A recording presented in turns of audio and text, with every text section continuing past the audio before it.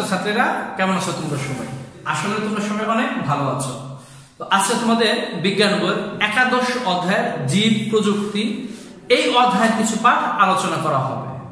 তো প্রথমে আমাদের যে বিষয়টি আসছে সেটি হচ্ছে এই যে আমাদের টপিক জীব প্রযুক্তি, এটি বলতে আসলে কি বোঝা যায়? তো এই জীব প্রযুক্তি বলতে আসলে আমরা এই জিনিসটি বুঝি, আমরা যে সকল উদ্ভিদ বা প্রাণীদের দেখি, জীব আসলে দুই প্রকারের উদ্ভিদ এবং প্রাণী হয়। এই জীব এবং উদ্ভিদ এবং প্রাণীদের আমরা বৈজ্ঞানিক ভাবে বিভিন্ন ভাবে উৎপাদনশীলতা বৃদ্ধির জন্য যে কাজটি করি তাকে আমরা জীব প্রযুক্তি বলে থাকি। তো এই ক্ষেত্রে জীবের যে হরমোনগুলি থাকে, এই হরমোনগুলির ক্রমবিকাশ ঘটে আমরা এদের মধ্যে উন্নতিতর প্রযুক্তি আনতে পারি। যেমন আমরা বিভিন্ন সবজি, ফল, মাছ, মাংস, মুরগি, ডিম, দুধ ইত্যাদি পেয়ে থাকি। এগুলো আসলে হচ্ছে এই জীব প্রযুক্তিরই ফল, অর্থাৎ জীবের যে জিন থাকে ডিএনএ, আরএনএ, এগুলির ক্রমবিকাশ ঘটে আমরা আসলে এদেরকে পেয়ে থাকি। তো তোমরা সাধারণভাবে জানো যে বিভিন্ন ফল পাওয়ার জন্য আমরা ভালো মানের ফল পাওয়ার জন্য উদ্ভিদে বা গাছে কলম তৈরি করি, কলমের চারা তৈরি করি, যেখানে কম সময়ে অধিক পরিমাণ এবং সমগুণ সম্পন্ন বা বেশি গুণ সম্পন্ন আমরা ফল পেতে পারি। কারো বাসায় একটি আমের জাত আছে, সেখানে ভালো আম হয় না, তো আমরা যদি সেখানে কলম জাতীয় চারা লাগাই তাহলে সেখানে আমরা প্রত্যাশিত পরিমাণ বেশি পরিমাণ আরো ফল পেতে পারি। তো এই বিষয় সম্পর্কে আমরা জানলাম। তো এই যে জিন প্রযুক্তি বা বংশগতি যে প্রযুক্তি, এর উদ্ভাবক রয়েছে, এদের নামগুলি কি? আসলে আমরা জানি যে আধুনিক যে বংশগতি বিদ্যা বা জেনেটিক্স আমরা যেটাই বলি, এটির ভৌত ভিত্তি গড়ে উঠেছিল আজ থেকে প্রায় 150 বছর পূর্বে। এগুলো নৈর্ভিত্তিক হিসেবে আসতে পারে। তো এখানে মেন্ডেল নামক বা মেন্ডেলিফ বলে থাকে বিজ্ঞানী, মেন্ডেলিফকে এই আধুনিক বংশগতি বিদ্যার জনক বলা হয়। উনি একটি গবেষণার মাধ্যমে এটি প্রমাণ করেছেন। তো বেটসন নামক একজন বিজ্ঞানী 1908 সালে মেন্ডেলের যে ফ্যাক্টর, এগুলোর নাম দিয়েছিলেন জিন, যেটিকে আমরা ডিএনএ হিসেবে আসলে বলে থাকি, অর্থাৎ বংশগতির ধারক বলে থাকি এটিকে। তো আমরা জানলাম যে বেটসন নামক বিজ্ঞানী উনি 1908 সালে এই যে মেন্ডেলের যে বিভিন্ন ফ্যাক্টরগুলি তৈরি করেছেন, এগুলোর নাম দেন তিনি জিন নাম প্রবর্তন করেন। 20 শতাব্দীর শুরু থেকে বংশগতি বিদ্যা নানাভাবে বিকাশ লাভ করেছে। তো আমরা জানলাম যে স্ট্যানলি কোহেন এবং হাওয়ার্ড বায়ার 1973 সালে প্রথম নিষেধ ছাড়াই কৃত্রিমভাবে জিন সংযোজনের সাফল্য লাভ করেন। তো আমরা জানতে পারলাম এই সালটি ছিল 1973 সাল, এবং স্ট্যানলি কোহেন এবং হার্বার্ট ওনারা এই যে নিষেধ প্রক্রিয়ার মাধ্যমে আমরা জানি যে নতুন প্রজাতি বা নতুন জীবের উৎপন্ন হয় বা সৃষ্টি হয়। তো এই নিষেধ ছাড়াই ওনারা এই জিন সংযোজনটা করতে সফল হয়েছিলেন 1973 সালে। তো জীব প্রযুক্তি আসলে স্থাপিত হয়েছিল, এটি জীববিজ্ঞানের একটি নতুন শাখা। তোমরা যারা আর্টস কমার্সে পড়ো তাদের এই জীববিজ্ঞান নিয়ে, যারা সায়েন্সে পড়ছে তারা এই জীববিজ্ঞান বা বায়োলজি অংশে এর বিশদ আলোচনা করবে। তো তার থেকে আমরা কিছু এখানে আলোচনা করে নিচ্ছি। তো প্রথমে যে বিষয়টি আসছে সেটি হচ্ছে ক্রোমোজোম কি? ক্রোমোজোম কাকে বলে?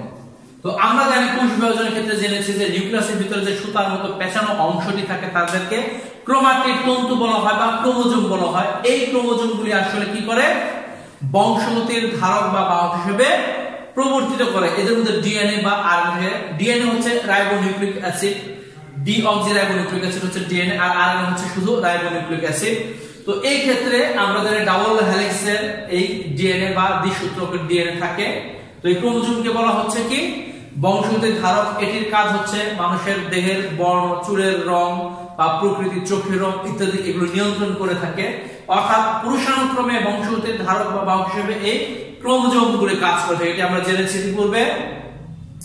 তো এখন আমাদের যে প্রশ্ন হচ্ছে এই ক্রোমোজোমটি সংখ্যা আসলে মানব দেহে কত? আমরা জানি মানব দেহে 23 জোড়া বা 46টি ক্রোমোজোম থাকে। তো আমরা জানলাম প্রতিটি প্রকৃত কোষ বিশিষ্ট জীবের নিউক্লিয়াসে, নিউক্লিওপ্লাজমে অনেক ক্রোমাটিন বা ফাইবার তন্তু থাকে, সুতার মতো পেঁচানো অংশ যেটি বলেছিলাম। এটি দেখতে আসলে অনেকগুলো সুতার মতো দেখা যায়। তো একটি প্রজাতির প্রাণী অথবা উদ্ভিদ কোষে যদি 12টি ক্রোমোজোম থাকে, তাহলে সেই প্রজাতির সকল সদস্য কোষে 12টি ক্রোমোজোম থাকে, অর্থাৎ ক্রোমোজোম হচ্ছে এই বংশগতির ধারক। তার মানে মাতৃকা কোষে যে কয়টি ক্রোমোজোম থাকে নতুন যে অপত্য কোষ সৃষ্টি হবে কোষ বিভাজনের মাধ্যমে। তাহলে আমরা একটা কোষ আছে, এই কোষটাকে বিভাজিত করে দুইটি কোষে পরিণত করলাম। এখানে যদি ক্রোমোজোম সংখ্যা 12টি থাকে তাহলে এখানেও 12টি করে ক্রোমোজোম থাকবে এই অপত্য কোষে। এটি হচ্ছে এটির ব্যাখ্যা।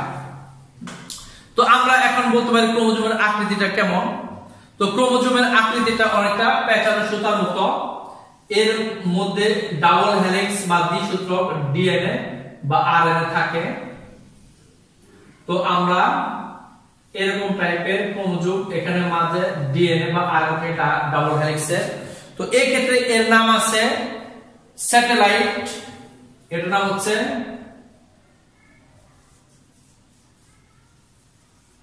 স্যাটেলাইট, এর নাম হচ্ছে ক্রোমোনেমাটা, এগুলোর নাম হচ্ছে ক্রোমোনেমাটা। এর পরবর্তী আছে ধাত্র সেন্ট্রোমিয়ার, এখানে একটি বিশেষ অঙ্গাণু আছে, এটাকে বলি আমরা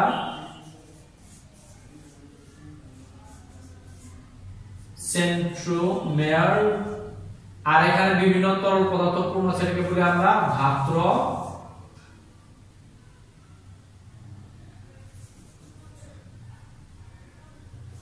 আমরা ধাত্র বলে থাকি। আর এটি হচ্ছে বাহু। এই সম্পূর্ণ অংশটিকে যদি আমরা এভাবে কল্পনা করি তাহলে এটির নাম হচ্ছে কি বাহু।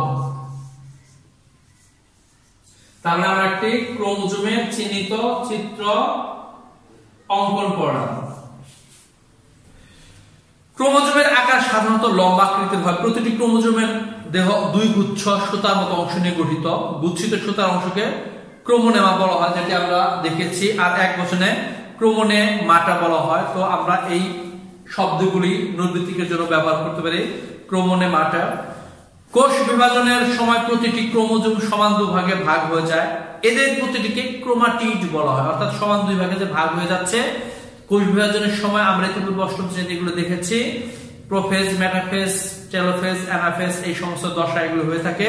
তো এই যে মেটাফেজ ধাপ, এখানে সর্বোচ্চ খাটো এবং মোটা হয়। আর দুই ধাপে যখন বিভক্ত হয়ে যায় তখন আমরা তাদেরকে কি বলবো? ক্রোমাটিড বলবো। প্রতিটি ক্রোমাটিড একটি ক্রোমোনেমা নিয়ে গঠিত। ক্রোমাটিড গুলো কি দ্বারা গঠিত? ক্রোমোনেমা দ্বারা গঠিত হয়। তো বর্তমানে কোষবিদরা যারা এগুলো গবেষণা করছেন তারা বলেন ক্রোমাটিড এবং ক্রোমোনেমা ক্রোমোজোমের একই অংশের দুটি নাম।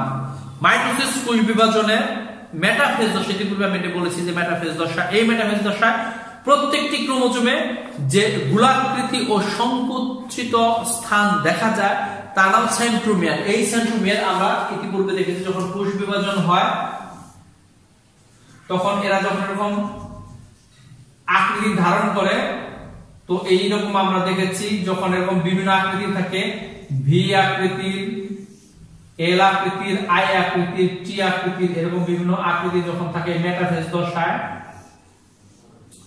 তখন তারা এই সেন্ট্রোমিয়ারের মধ্যে, সেন্ট্রোমিয়ার থেকে মূলত দুই ভাগে এগুলি বিভক্ত হয়ে যায়। আমরা এরকমটি কোষ বিভাজনের ক্ষেত্রে মেটাফেজ দশায় দেখেছি।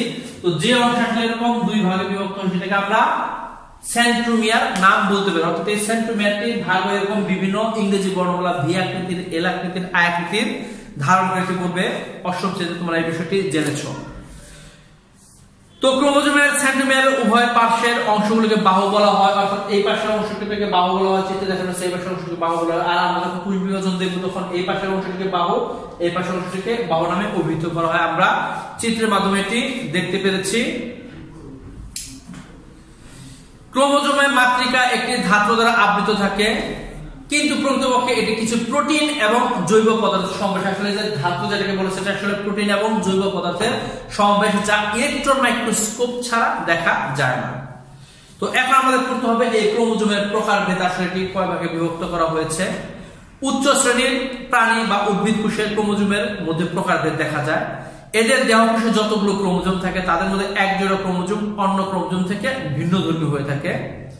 এই ভিন্নধর্মী ক্রোমোজোমকে সেক্স ক্রোমোজোম বলা হয়, বাকি ক্রোমোজোমগুলোকে অটোজোম বলা হয়। অর্থাৎ আমি যে ইতিপূর্বে বলেছিলাম যে মানব দেহে যে 23 জোড়া ক্রোমোজোম দেখা যায়, তার মধ্যে কিন্তু 22 জোড়া অটোজোম এবং এক জোড়া হচ্ছে এই সেক্স ক্রোমোজোম। আর এই ক্রোমোজোম দ্বারা কিন্তু লিঙ্গ নির্ধারণ করা হয়, পুরুষ হবে না মেয়ে সন্তান হবে এই বিষয়টি নির্ধারণ করা হয় এই ক্রোমোজোম দ্বারা। তো ক্রোমোজোমের যে রাসায়নিক গঠন এটি হচ্ছে নিউক্লিক অ্যাসিড। এই নিউক্লিক অ্যাসিডকে আমরা বলেছি দুই ভাগে ভাগ করা যায়, একটি হচ্ছে ডিএনএ আর একটি হচ্ছে আরএনএ। ডিএনএ এর পুনরূপ হচ্ছে ডিঅক্সিরাইবোনিউক্লিক অ্যাসিড, আরএনএ এর পুনরূপ হচ্ছে রাইবোনিউক্লিক অ্যাসিড। তো আমরা পরবর্তী ক্লাসে এই যে ডিএনএ এর যে গঠন, আরএনএ এর যে গঠন এই বিষয় সংক্রান্ত আলোচনা করব। তো আশা করি আজকে যে পর্যন্ত ক্লাস হয়েছে তোমরা অনেক ভালো বুঝতে পেরেছো। তো পরবর্তী ক্লাসে আমরা নিউক্লিক অ্যাসিডের যে প্রকারভেদ ডিএনএ এবং আরএনএ একটু জটিল বিষয়, এগুলো অনেক ভালোভাবে তোমাদের করতে হবে। এই বিষয়টি অনেক বেশি পরিমাণে রিডিং করবে, তা না হলে কিন্তু ডাবল হেলিক্সের যে গঠনটি আছে এই সম্পর্কে জানতে পারবে না। এবং এদের মধ্যে 5টি প্রোটিন অণু দ্বারা এই শর্করা জাতীয় এই ডিএনএ এর মধ্যে এটি সংযুক্ত থাকে। তো এই বিষয়গুলো আমরা অনেক ভালোভাবে পরবর্তী ক্লাসে আলোচনা করব। তো পরবর্তী ক্লাসটা পর্যন্ত তোমরা সবাই বাসায় থাকো, সুস্থ থাকো, অনেক বেশি বেশি পড়াশোনা করো, মা বাবার প্রতি দায়িত্বশীল হও, কর্তব্যশীল হও, মিথ্যা কথা বলা পরিহার করো। এই আশাবাদ ব্যক্ত রেখে আজকের ক্লাস এখানে শেষ করছি। ধন্যবাদ সবাইকে।